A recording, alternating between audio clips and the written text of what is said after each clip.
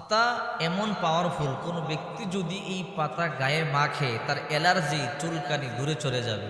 Diabetes থাকলে ডায়াবেটিসও চলে যাবে। এই গাছ গাছালি তরুলতা যা কিছু দেখেন, এই সব কিছু আল্লাহ পাক রব্বুল আলামিন আমাদের কল্যাণে সৃষ্টি করেছে। দেখেন না, বিশ্বনবী মুহাম্মদ সাল্লাল্লাহু আলাইহি ওয়াসাল্লাম বলেছেন, আদ-দুনিয়া খুলিকাত লাকুম ওয়া আনতুম খুলিকতুম লিল আখিরাত। এই পৃথিবীতে যা কিছু আছে সব কিছু আল্লাহ পাক রব্বুল আলামিন আমাদের কল্যাণে সৃষ্টি করেছেন, আর আমাদেরকে একমাত্র আল্লাহ পাক রব্বুল আলামিন তার গোলামির জন্য সৃষ্টি করেছে। আজকে এমন একটি পাতার কথা বলবো, যে পাতা দিয়ে যদি আপনি দেহের মধ্যে মাখেন অথবা গোসল করেন, আল্লাহ তাআলা আপনার চুলকানি অ্যালার্জি আল্লাহ তাআলা তা থেকে আপনাকে মুক্ত করে দেবে। আল্লাহ পাক রব্বুল আলামিন ডায়াবেটিস থাকলে তা থেকে আপনাকে মুক্ত করে দিবে। এই গাছগাছালি তরুলতা সব আমাদের কল্যাণে আল্লাহ সৃষ্টি করেছে। এই যে চিকিৎসা বিজ্ঞান, এই ঔষধ যা কিছু দেখেন সব এই গাছগাছালি থেকে তৈরি করেছে। সুবহানাল্লাহ। কিন্তু আমরা তা বুঝি না, আমরা তা গবেষণা করি না। বিশ্বনবী মুহাম্মদ সাল্লাল্লাহু আলাইহি ওয়াসাল্লাম একটা পাতার কথা বলে দিয়েছেন। ওই পাতাটা অত্যন্ত গুরুত্বপূর্ণ একটি পাতা। দেখেন না, বিশ্বনবী মুহাম্মদ সাল্লাল্লাহু আলাইহি ওয়াসাল্লাম বলেছেন, মুর্দার ব্যক্তিকে তোমরা বরুই পাতা দিয়ে পানি গরম করে সেই পানি দিয়ে তোমরা গোসল করিয়ে দাও। কারণ যখন মুর্দার ব্যক্তিকে বরুই পাতা যদি পানিতে দিয়ে গোসল করানো হয়, তাহলে মুর্দার ব্যক্তি সম্পূর্ণ জীবাণুমুক্ত হয়ে যায়। শুনলে আশ্চর্য হবেন, আজও পর্যন্ত বাজারে এমন সোপ বের হয় নাই, এমন সাবান বের হয় না, এমন অ্যান্টিসেপটিক কোনোদিন তৈরি হয় নাই যা বরুই পাতা থেকে উত্তম। বরুই পাতা থেকে উত্তম আজও পর্যন্ত সোপ বাজারে তৈরি হয় নাই। এই বরুই পাতা দিয়ে যতটা না জীবাণু রিমুভ হয়, এই সাবান আর সোপ দিয়ে ততটা রিমুভ হয় না। এই জন্য প্রতিদিন সকালবেলা কয়েকটি নতুন ছোট ছোট কুড়ি পাতা নিয়ে চিবিয়ে চিবিয়ে খাবেন। খেয়ে এক গ্লাস পানি আপনি খেয়ে ফেলবেন।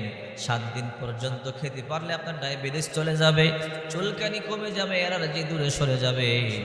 আর যদি সম্ভব হয়, এক মুঠো বরুই পাতা নিয়ে অল্প কিছু পানির মধ্যে গরম করে জাল দিয়ে এই পানি দিয়ে যদি আপনি 7 দিন পর্যন্ত গোসল করতে পারেন, আপনার চুলকানি চলে যাবে, অ্যালার্জি চলে যাবে। আমার কথা নয়, বিশ্বনবী মুহাম্মদ সাল্লাল্লাহু আলাইহি ওয়াসাল্লাম বলেছে। এই বরুই পাতার কথা কিন্তু কোরআনের পাকের মধ্যে আছে।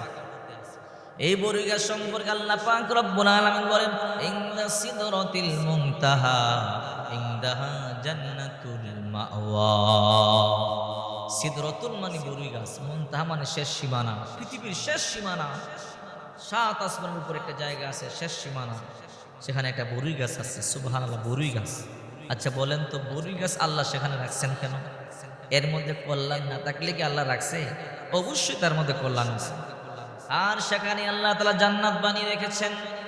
ইনদা সিদরাতিল মুনতাহা ইনদাহা জান্নাতুল মাওয়া। বিশ্বনবী মুহাম্মদ সাল্লাল্লাহু আলাইহি ওয়াসাল্লাম বলেন, আল্লাহ তাআলা 7 আসমানের উপরে একটা জায়গা আছে, যেই জায়গার নাম সিদরাতুল মুনতাহা। ওই জায়গার মধ্যে আল্লাহ পাক রব্বুল আলামিন জান্নাতগুলো বানিয়ে রেখেছে। আর ওই জায়গার মধ্যে আল্লাহ বিশাল একটা বরুই গাছ বানাইয়া রাখছে। ওই বরুই গাছটার মধ্যে আমাদের বরুর মতো ছোট ছোট বরুই হয় না। রাসূল বলেন, এক একটা বরুই মটকার মতো। জান্নাতে যে বরুই আল্লাহ দিবে, ওই বরুইগুলো হবে এক একটা মটকার মতো বড়। সুবহানাল্লাহ, এক একটা বরুই মটকার মতো বড় বড় হবে। বিশ্বনবী মুহাম্মদ বলেন, ওই বরুইগুলো মধুর চাইতে মিষ্টি হবে, মুখের মধ্যে দিতে দেরি হবে, মিষ্টি দেরি হবে না। এই জন্য চিন্তা করে দেখেন, জান্নাতের মধ্যে গেলে কপাল খুলে যাবে।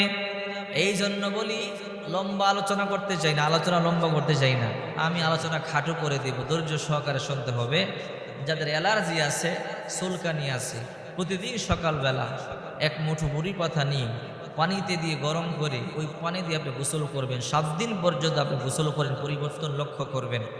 হাদিস শরীফ থেকে আমলটি বলে দিলাম, ইনশাআল্লাহ আপনার অ্যালার্জি চলে যাবে, চুলকানি চলে যাবে, আপনার একজিমা চলে যাবে, একজিমা পর্যন্ত চলে যাবে। এই জন্যে এটা আপনি করে দেখেন। আর এর মধ্যে অ্যান্টিবায়োটিক আছে দেখেই মুর্দার ব্যক্তিকে বড়ি পাতা দিয়ে গোসল দেওয়া, এমনি এমনি দেওয়া হয় না। আমরা শুধু জানি মুর্দার ব্যক্তির মুড়ি ভাতা দিয়ে গোসল দেয়। আরে বড়ি ভাতা গরম জলে কেন দিয়ে গোসল দেওয়া হয়? এই পাতা দিয়ে পানির মধ্যে দিয়ে গোসল দিলে এই পানি থেকে যেই জীবাণু আছে সেই জীবাণুগুলো রিমুভ হয়ে যায়।